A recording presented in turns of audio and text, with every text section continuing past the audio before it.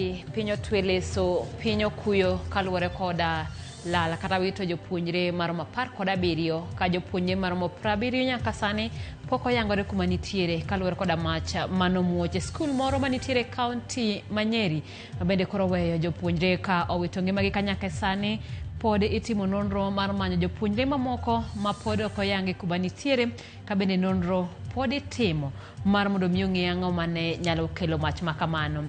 Gima lit en ni ma ok en okang' mokwongo ma piny Kenya wito jopuonjre kaluwore koda mach masiko muoch e skunde. En gima osetimore kuom thuolo malach. Kata kamano kinde duto pok oyude ng'ano kata onge gimoro amora okang' malich ma sirikal osetimo mar mondo mi ogeng' meye makamano kata mar mondo mi jomoko bende osome kuom jowadgi mondo mi gitem mar kedo koda meye ma bende koro kawo ngima nyithindo mathoth moloyo e pacho kanya. Koro mogi warang'ane mo kuom weche mawamiyo pek. Masuala ya counseling ni kitu moja ambacho tutawapatia siku ya leo na kuendelea hadi wakati tutamaliza hii operation. Na counseling services zenye tunapatiana ni kwa watoto, kwa wazazi, kwa community. En liet kuyo koda chiedh nade kaluwore gi masira mar mach monego jopuonjre 17 kama moko yudo hinyruok e skul primar mar Hillside Academy e Ndarasha e kaunti ma Nyeri. Penjo medore mar kama nyau nitie momiyo Kenya medo wito jopuonjre masiche mag mach e skunde. Ok en gima ber kidonjo e town to mane harufu mar waki. Koro nego bed ni sirikal ng'iyo kumitere kata kaka inyalo thiedhe mondo wabed gi muya waywe yamo maber. Jodak e boma ma Homabay dwaro resruok bang' dak keyo pi mochido kod taka mag choo, muoch kendo keyo harufu marach.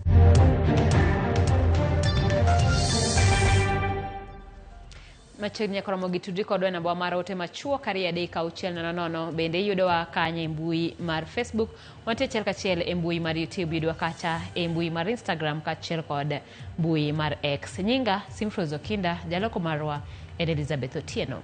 Kawachako ni kwan jopuonjre mowito ngimagi e masira makoch mar mach ma omuoch e skul primar ma Hillside Academy e Ndarasha mantiere kaunti ma Nyeri koro chopo jopuonjre 17 tok japuonjre machielo wito ngimane e kinde mano yudo thieth. Lipot yango ni mach nomuoche kar saa 5 okinyi kendo wang' od nindo mar yawuoyi e skunno. Jopuonjre 14 lipot yango ni pod dhi nyime kod yudo thieth e ute thieth mopogore e pacho ka nitiere jopuonjre ma nyaka sani pod ok ong'e ndachgi.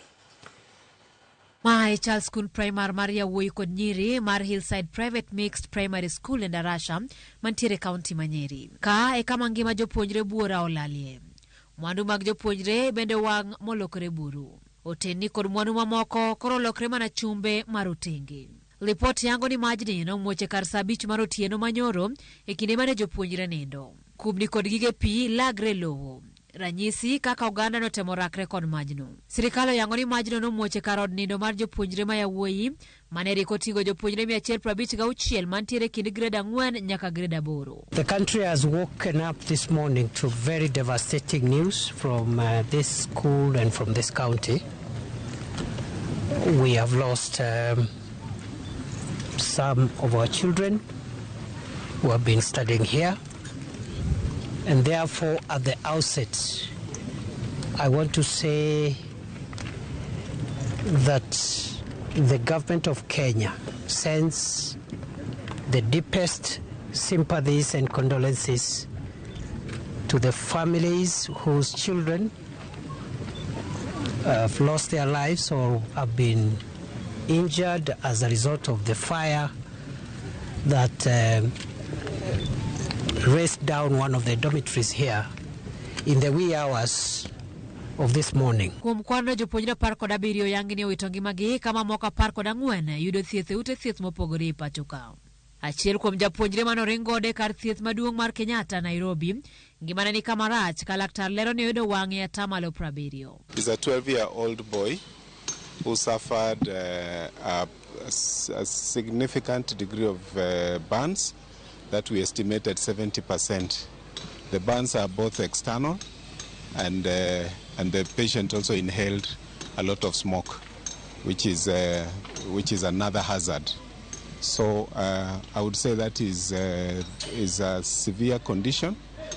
We are doing our best. We have put him on life support, and is receiving all the due care that is that is possible within our means. Nyake sama ne wadhi yamone poko yang kama jopuonjre duto mane oninde odno nitiere kaluwore ni jopuonjre moko noringo jote ute mantiere alwora mar skundno ka moko nosekaw kod jonyuolgi to mamoko ichich ni nyalo bedo ni owang' molokore buru. Some of the children tried to escape the tragedy and they ended up being hosted by neighbors and the community around, and so there are some children who are still alive and well, but they are of course traumatized, and they are in the hands of those who gave them refuge last night in that early morning.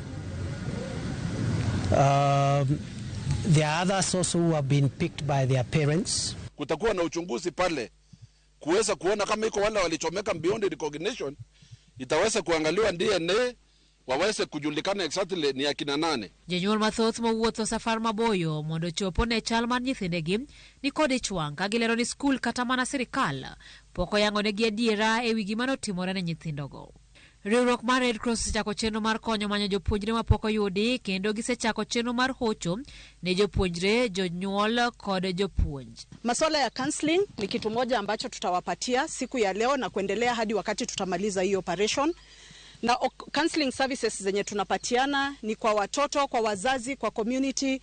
That is what we will be doing continuously, na ndio tumekuwa tukifanya na ndio tutaendelea kufanya. Tumeset up a tracing desk, iko ile pande ingine mkono huyu mwingine, na kwa hiyo tracing desk tutaweza kuwaunganisha kwa wale ambao tutawapatia baadaye, mtakuja kwa tracing desk.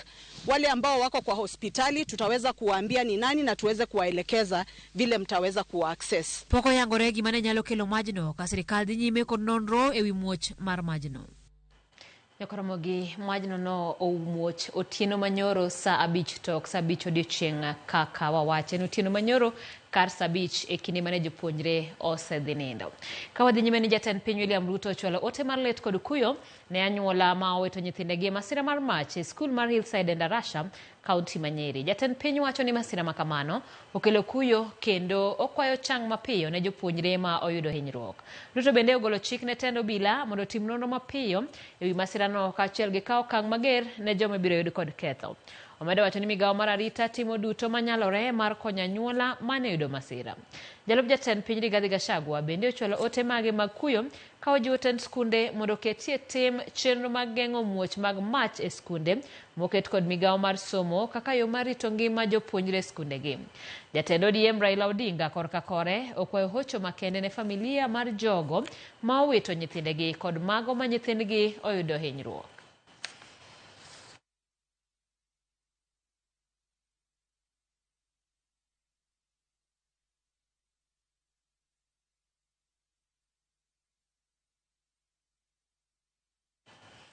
Masira mag mach e skunde medore e pacho kae bang' skunde ariyo e kaunti ma Makueni bende wang' otieno manyoro. E masira makamano kuonde nindo mag jopuonjre mag skund yawuoyi mar Mayiana kod machielo mar St. Peter's Clever Kithuki e gwenge mag Kathonzweni ne owang'. Kuom hawi maber onge japuonjre mane yudo hinyruok e masira makamago. Masira makamago koro chwalo kwan skunde mosewang' e kaunti ma Makueni nyaka 5 e juma achiel mokalo kende.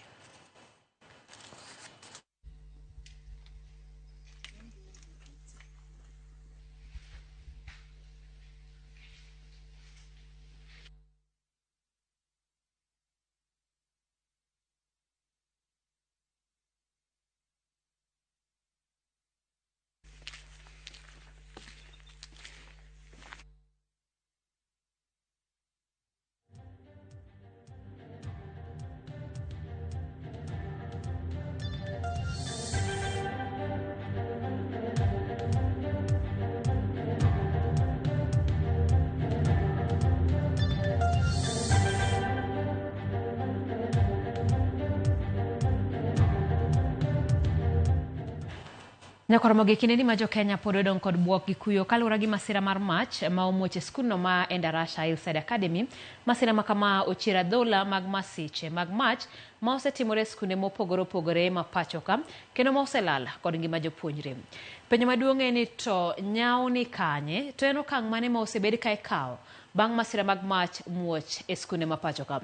Warangane nonro mar Mei mosiko kawuoch e skunde mopogore higa mar 2017 jopuonjre mane wang' ma otho e skund Moi Girls High School e higa mar 2017 ne gin 10. Japuonjre ma jahigni 14 ne omaki kanitude koda mach machalo kamano. Bang' higni 5 japuonjre no ne otwe e jela kuom higni 5. En mana ni kori neno ni to en okang' mane okaw ne tend skul kaluwore koda mach mane omuoch e skul no ma onego jopuonjre. Wadhi e higa mar 2012 e skul mar Asumbi Girls Primary School. Stima ne omuoch momoko mach e skul no. Dhoudi ne ofweny ni ne olor gi oko. Ne onge dhoudi mag ringo masira, gima nomiyo jopuonjre ne udinegi e iye kanyo. Drisni ne ni kod ong'enge mag chuma mano e mach mano muoch e skund primar mar Asumbi higa mar 2012. Jopuonjre mane wang' motho e skund no higa no ne gin 8. Bende wachako ayudo ni kaluwore koda nonro onge okang' moro amora mane okaw ne tend skul kaluwore koda mach machalo kamano. Okang' mane okaw ne apisas mag sirikal ma bende itudo koda chenro mar rango kaka oger kuonde nindo kata skunde kuma jopuonjre some onge okang' moro amora ma sirikal ne okaw negi. Wadhi nyaka higa mar 2010 e skund yawuoyi mar Endarasha pod nitiere kaunti ma Nyeri higa mar 2010. Jopuonjre mane wang' mowito ngimagi ne gin 2. Jopuonjre 11 ema ne otia mach e od nindo kaluwore koda nonro. Ne odonjnegi gi ketho mag nek. Bende kaeri uyudore ni onge okang' moro amora ma bende ne okaw ne tend skund no. Okang' mane okaw ne apisas mag sirikal bende nyaka sani ok wanyal ng'eyo. Ka bende koro nyiso ni kamoro nitiere kama sirikal koro yulo kata jotij sirikal emomiyo meyegi siko kamuoch kinde duto. E higa mar 2001 nyakораmogi mach nomuoch e skul mar Kianguli Secondary manitiere kaunti ma Machakos. Kaluwore koda majne jopuonjre mano wang' mowito ngimagi ne gin jopuonjre 67. Jopuonjre 2 ma gin johigni 16 ne oyudi ni ema notiayo mach e skul no. Od nindo ne nikod jopuonjre 100 ma yawuoyi. Bende e kae penjo chak bedo mana macha. Ere okang' mano kaw ne tend sikul. To bende ere okang' mano kaw ne apisas mag sirikal manitiere koda ting' mar rango arita makare ne jopuonjre skul. E higa mar 1999 skul mar Nyeri High School, kaunti ma Nyeri, jopuonjre 4 ma jotelo kata mago ma dhongere dendo ni prefects ne owang' motho kaluwore koda mach mano wuok e skul no. Jowetegi ne oloronegi e od nindo. Achije ne olo petrol kaeto otia mach. Nyaka sani pok wang'eyo okang' mano kaw ne tend sikul kata okang' mane okaw ne apisas mag sirikal. E higa mar 1998 e skund nyiri mar Bombolulu manitiere kaunti ma Kwale, jopuonjre mane owito ngimagi kaluwore koda mach ne gin 26. Mach ne omuocho od nindo mar jopuonjre kama jopuonjre 130 ne rik ninde. Od nindo ne olor gi oko. Drisni bende ne onge koda yot mar kaloe ponono ni masira mapoya ne nyalo muoch makamano. Bende mane skul no ne onge gige nego mach kaluwore kod kaka chik dwaro. Jopuonjre moko ne otho kariyore mar wuok. Gie ka bende penjo en ni okang' mane okaw ne tend sikul, ten okang' mane ma bende ne okaw ne apisas mag sirikal manitiere koda ting' mar rango arita mar jopuonjre. Nyakораmogi kuom ranyisi go duto nyiso ni fuok pod duong' kendo kopogore koda weche mar ruya ma sirikal timo e sama masira omuoch, nyiso ni masiche mamoko pod biro medo timore. Ting' en mar ng'a? En ng'ama bende koro wabiro seyo kuom muoch mar me skunde kachiel koda wito nyithindo mangimagi kata nyithindogo ma pod tindo. En penjo ma pod wabiro medo penjore. Ka kamano wadhi nyime koda weche manyien. Ji 3 owito ngimagi kanyo kama moko yudo hinyruok e masira mar apaya e gwenge ma Fort Tenan e wang' apaya ma Londiani kochomo Moroni. Kaluwore kod apisas mag obila, nyamburko no mano chomo Londiani ne otumore kod trela mano ting'o gas mano chomo Kisumu kama chuo 2 kod mine ne owito ngimagi kanyo ji mane nitiere e pickup. Derep trela ne oyudo hinyruok matindo ka ichwale e kar thieth ma Fort Tenan. Ringre jogo manotho notere kar kano ringre ma St. Vincent Moroni. Nyamburko go duto ne oywa nyaka e paro obila ma Fort Tenan.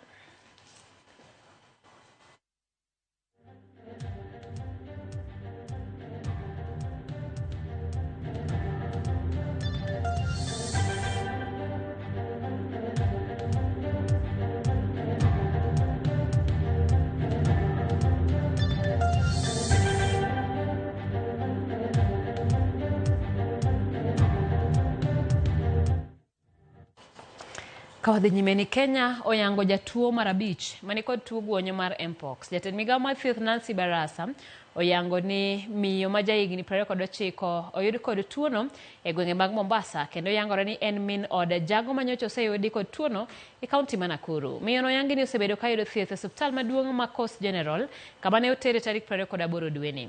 Migao mar thieth lero ni ji duto 33 ma osebedo gi tudruok gi jatuono pod iluwo ndachgi. Ji ariyo ma oseyangi ni omako tuono to osechango. Currently now we are at 5. We have 5 cases of Mpox. However, we have some that have recovered, 3 and 2 who are now in isolation. I want to assure Kenyans that we are having heightened surveillance and lab diagnosis is ongoing.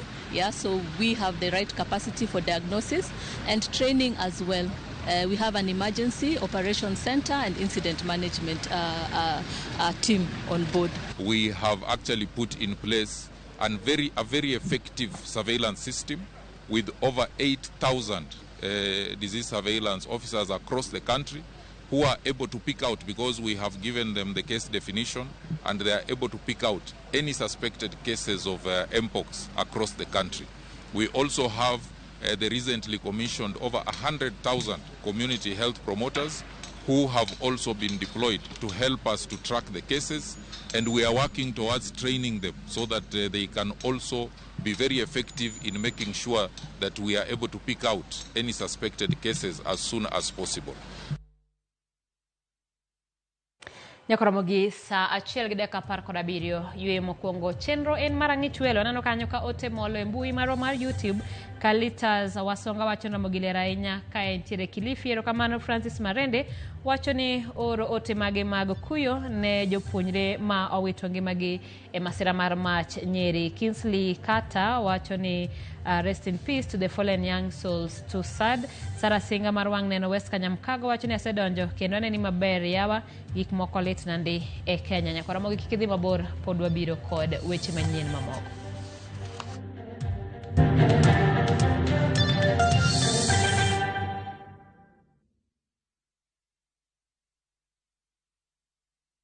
Jipange na View sasa imerudi kwa mbwembwe na vishindo. Jipange leo kwa nafasi ya kujishindia mamilioni ya pesa.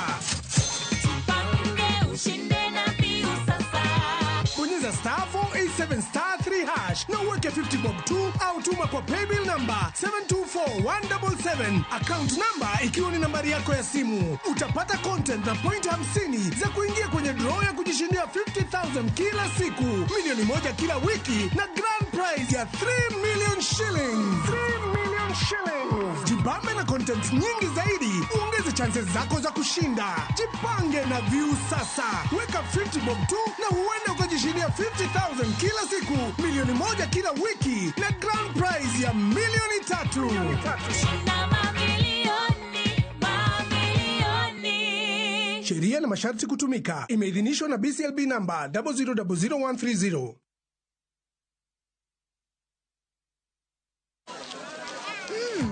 Colgate Herbal is formulated from a unique blend of natural herbs and is scientifically proven to strengthen teeth and keep gums healthy. Try Colgate Herbal, scientifically proven for strong teeth and healthy gums.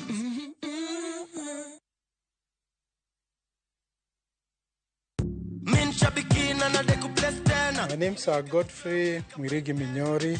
I come from Meru. I'm a fan of the Aviator game. I learned about it on Citizen TV when I saw somebody that had won the game. I got interested in it and started participating. I've won quite a number of times, but this is the bigger of the wins that I have had. I like the game because it's a game that you can play anytime, anywhere, and it has no bias. And here you can see I'm getting my check for my recent win. Niko na project kadhaa zenye zinaendelea, nitaingia kwa hizo project na tunashukuru kwa Aviator. Aviator Shabiki.com inakupa the biggest multiplier in Kenya. Shinda up to 50,000 times your stake. Yani ukiweka stake ya 100 bob, ndege ipeperuke, unashinda 5 million within seconds. Changamkia Aviator on Shabiki.com. Not for persons under the age of 18. Authorized and regulated by BCLB license number 428.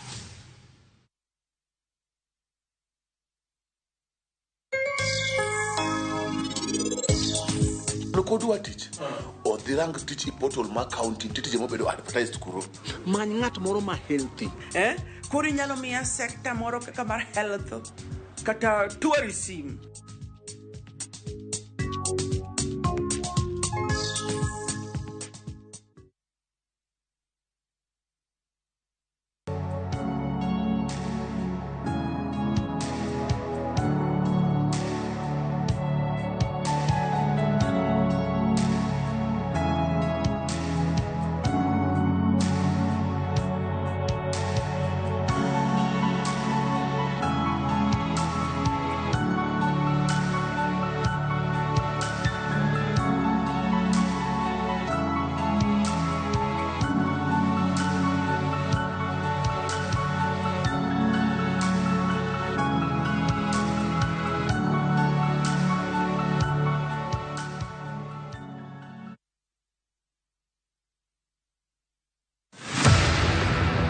Ngima ma ichiko gi gik ma ji ohero, jolupgi kod uma ma ji yudo e mbui. Rom gi miyo moro ma chunye chandore nikech uma, to olokore misumba e mbui. Jogo kia gik ma pusga, jogo kia nan ka mama di mama. To nyare oting'o ting' mapek nikech gik mane otimore chon. Mama na en socialite. E piny ma pach ji ni e mbui seche te. Sabed maber ago i picha. Adwa posti ka uono. Be miyo ni biro fwenyo nengo mar ngima madier kapok sa odeko ahinya. Biro fula nikech ani scholarship mo ueno ng'ama nami. Koke ma fans magama. Ne sigand miyo gi nyare manyagore kod ngima ka gidwaro hera kod ng'eyo. Ne sulwe e wi Nam Cinema. Jumapil saa 2:15 otieno kod saa 4 otieno. Kik bai.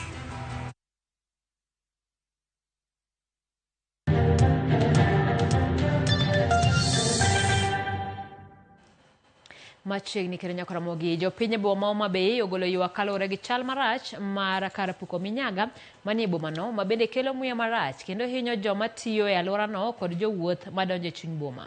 Kaka jafwambo marwa e kaunti ma Homa Bay Ali Abich lero, tend kambi ma ochung'ne keyo pi kod rango ler e kaunti no Homa Wasco yango chenro manitie mar daro oko kar minyagano ka itere oko mar bomano.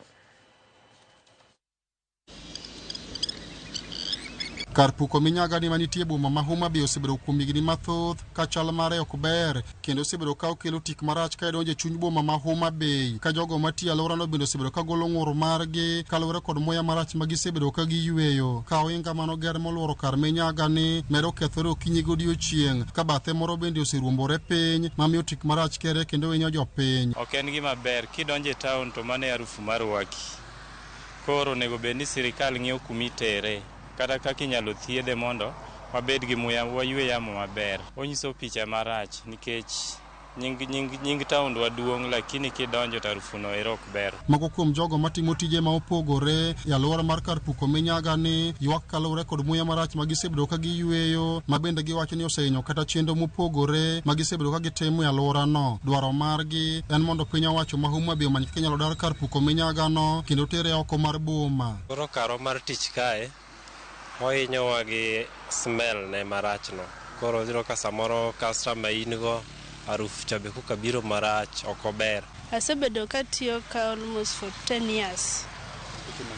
Ka apidho yien.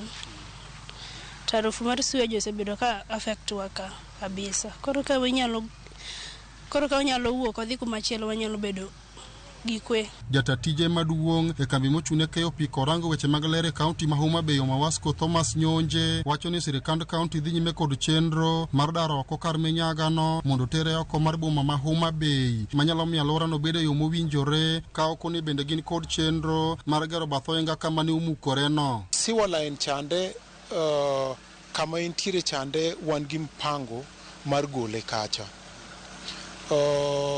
Kidonjo e Homa Bay town to en rwak marwakonwa welo to governor marwa Mheshimiwa Gladys Atieno Nyasuna Wanga osemanyonwa pesa through African Development Bank, through national government gi intention mar daro gicha kacha mondo watere kamoro machielo.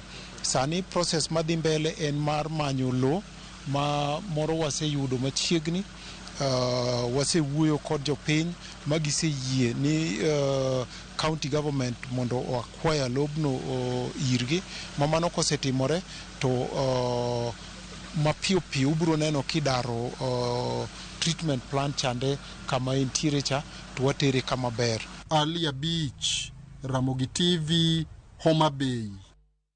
Waduoki chien matene masira manotimore skul mantiere Nyeri kama pisas mago kwach kich chano dayo dhoji mathoth koting'o nyaka wuon skul mar Hillside e Ndarasha kod jotich mag skul no kaluwore gi masira mar mach mane olal kod ngima jopuonjre 17 kendo weyo mamoko 27 gi hinyruok. Nonro ma itimo kod obila mago kwach kich mowuok e log tich maduong' mar kwach kich mar yango gima ne dikel muoch mar mach makamano. Chris Owino miyo wale. En masira mar mach manyo muoch saa 5 otieno, mach mane oweyo kethruok maduong' koriwo tho mar jopuonjre 18. Jonyuol kod jokanyo mamoko oketo sirikal tesre mar yudo duoko ewi gima ne dikel majno kod ng'ama ne dibed ni onindo e tich mano omiyo masira makamano otimore. And it is so much traumatizing juu kama mtoto ujui kwenye yako, ujui hali yako, wengine sijui anasema wako kwa kichaka, wengine wako hospitali. That is what is traumatizing us so much. Some of them have very scanty information of the whereabouts of the children or what happened, where they don't know whether they are in the hospital or whether they are even dead. We don't know. So we are just waiting. We are in this hall waiting for the government to tell us and to give us the information. Ongede kod sende mag chiemo mane owe oko en ranyisi makende jopuonjre ne temo ringo mar reso ngimagi e kinde mane mach omuoch e ute nino mag jopuonjre ma Hillside Ndarasha e kaunti ma Nyeri.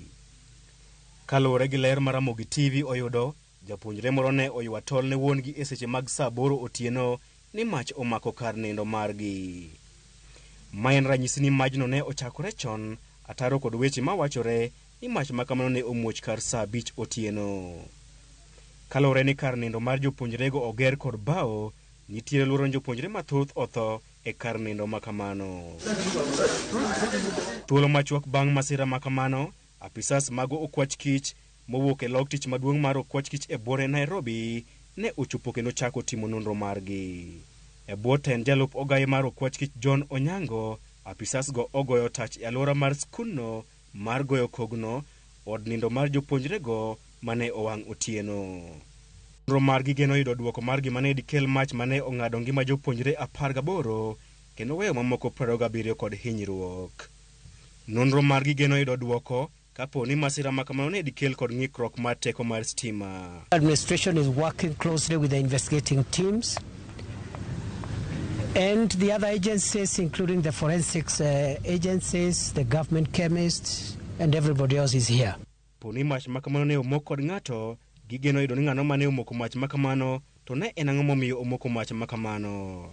Apisas mag okwach kich chano dayo dho jotelo, jopuonj kod jotich mag skunno mane entiere kinde masira makamano mane okelo kuyo e pacho kae mangima.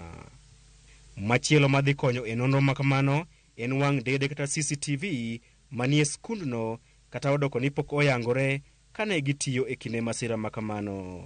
Our intention as government is to make sure that we establish what actually happened. We must find out what happened. That establishment of the truth is part of the closure and accountability process. Chris Owino, Ramogi TV. Jodak mag Mahanya kod Urimi ma osebedo gi apeyni maricho kuom thuolo malach okawo chenro mar kongo apeyni go giwegi. Kautane kod Laktar Joseph Okweso ne gikelo tinga mag payo ndara ma Missouri kochomo Kitimbo maborne romo kilomita 2.5. Bang' jony gi rito singo mag jotelo mag gwenge go kuom thuolo malach. Jodak mag gwenge go ne oywago rach mar nderni go, gino ma giwacho ni oserocho chenro mag wuoth kaachiel gi tero mwandu mag chiro. Bende giseyo jotelo mag kuom tiyo gi rach mag nderni go e goyo campaigns e kinde yiero bang'e to ijongo gi tok yiero. Komachielo gikwayo gavana ma Siaya James Orengo mondo oket tenge omenda mar kongo apeyni makono.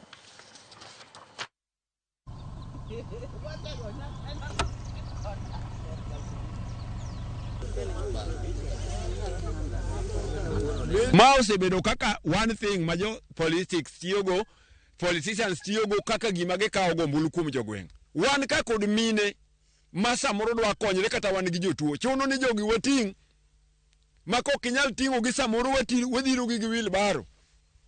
Kichop kod jatuo kumone gitere. Kaka dhano kama wantie tho nyalo neko. Chuno ni wadwa ting'o sanduku wiwa kwa agenda mu chop go ka. Onge gimoro amora maber matimre. Kar ka wan jolupo to wapuro nyaka. Gige wa mwapuro ok nyal dhi e chiro sama unjire nikech waonge yo. Wase chandre gweng'wa ka ni jatuo ka tuo tidhire gi ulubar. Ochalo ng'ama tho. To wan ng'ama ngima mitero hospital kata an osetera gi ulubar. Nyako hospital moko nyuole yo. Koro tatizo gi kata sida gi jodala wanyose mia mirima kaka wuod gweng'. Manya amwa ni kar mondo jogweng'wa orit geno mag chopi kuom higni amen. Koro ne kaka nyalo konyo jogweng'. Konyo amo ni mondo watim gini kaka joma hanya, kaka jogweng'ni mahanya gi urimi. Wane ka jogweng'ni dang bed gi ndara. Nikech ndara en achiel kuom dongruok manyalo miyo ji dhi mbele kuom dak gi ma e pinyni. Jogo mane tulo mar siasa mar higa mar 2007 daro e miechgi mago IDPs e kaunti ma Migori dwaro mondo piny owacho migi chudo mar gima giserito kuom higni maromo 16. IDP oywak ni nyocha gitemo kata yudo thuolo mar chwalo ywak ne jatend piny e limbe mare ma Migori to mano nyocha ogore lwanda. Jafwambo mara Jojuma miyowa ler mar wachno. Kata bed ni higni 16 osekalo, nyaka ne piny Kenya bed kod tulo mar siasa. Tulo mar higa mar 2007 nyaka 2008, tulo manokel kod ywaruok ma otenore kod yiero maduong' mar higa mar 2007. Mirima mathoth pod nitie chuny ma kuom jo Kenya manodo hinyruok, owet joheragi kaachiel kod mago eko mane owito mwandugi. I'm a medically provoked engineer. I'm a living with an eye plastic and I can remove it so that you see. This is my eye. Because of post-election violence in Migori County is where we are having a woman who can only see the grave of her husband's head.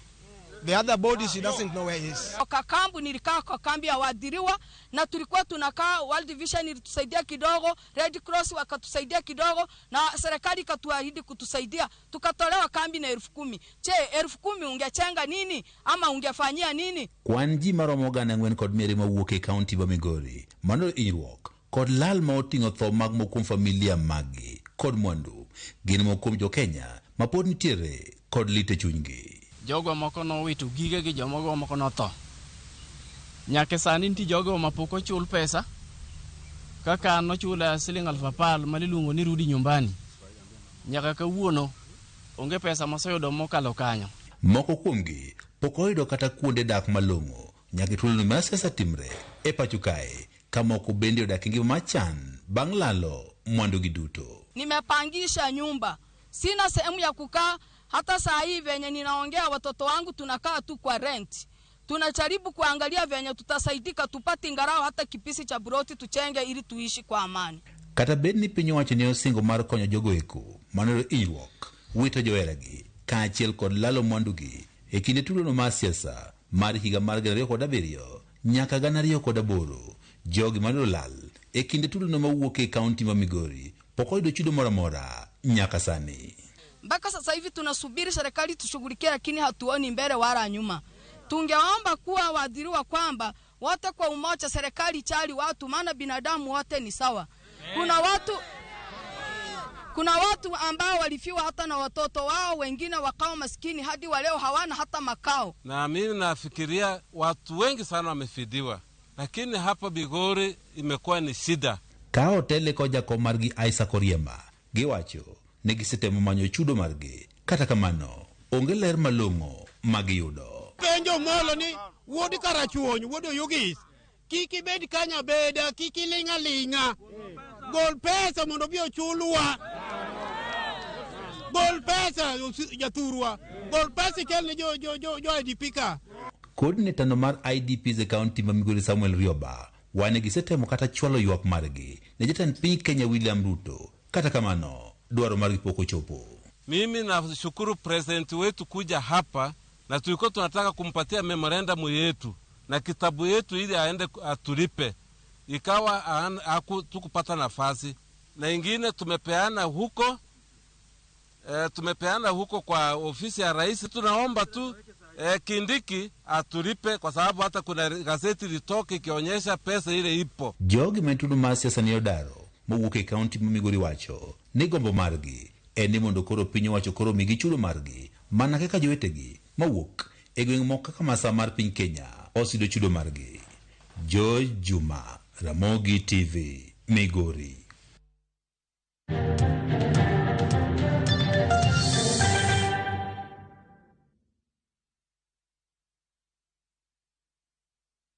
If you're flashing I am here and I am not calling back, it is because I am a runner and I ran out of airtime. New on View Sasa, Jali Slekong. Due to public command, I come to real life now. A marathoner who can run through your ribs with his humorous lines. Even when I met my wife for the first time, I ran out of words, I ran out of breath, then I ran crazy for her.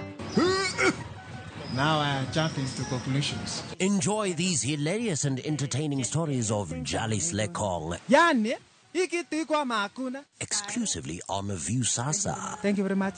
Karibu tena, asante sana.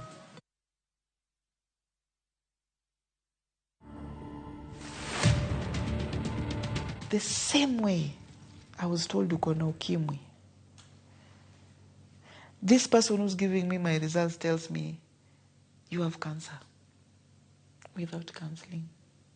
But because I have HIV, they had to remove the womb, the uterus, the ovaries, all those things so that it doesn't spread. My name is Sally Agalo, and this is my life journey. To watch this story and more, download the Citizen Digital app today. Kenya's #1 app, Citizen Digital. Pilot, uko ready kutake off na Shabiki Jet X? Ha! Shabiki Jet X inagawa kugawa. Cheza Jet X na as low as 30 bob, a wheel of fortune itapop up, spin, and instantly win your cash prizes. Tuko na over 650,000 Kenya shillings in cash prizes for the lucky winners. Boarding is now easier than ever. Log into shabiki.com na udeposit pesa yako, click on casino, then select transfer to casino. Weka amount unataka kutransfer, for example 50 bob, okay? Then click transfer funds ili kuconfirm. Sasa uko sorted. Click on casino na uanze kucheza Jet X. Ingiza wenzako na bado ubebe a share of the 650,000 Kenya shillings in cash prizes. Fly, spin, and win with Shabiki Jet X.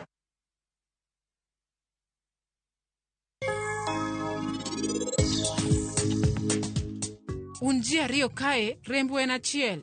Un gi remo mar joka gin. To karan, Nyasaye mong'eyo ni wuon gi en ng'a.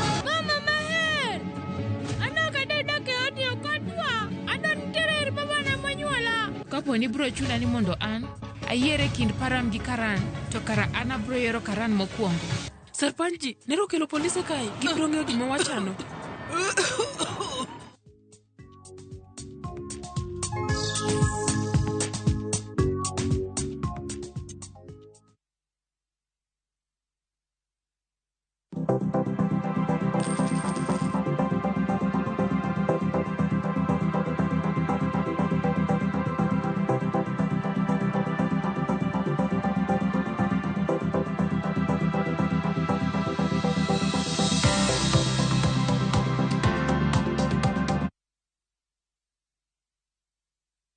Nyakwa Ramogi, Kenya Eratiel. Raila has a space to say what Gima Jakom Dwawacho. The opposition, nothing like a Supreme Court. Onliet Nyakwa Ramogi.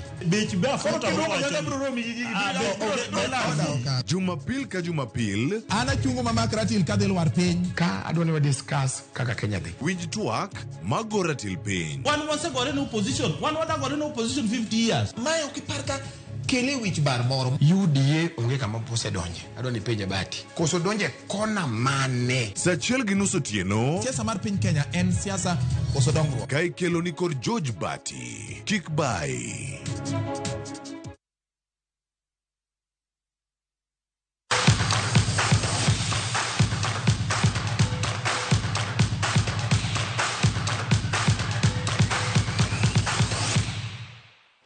Machiegni pau tuke lek mar tim mar Harambee Stars mar ng'ado tiko mar tuke mag pinje Afrika AFCON higa mar 2025 ok ochako maber bang' wuok amodhi nono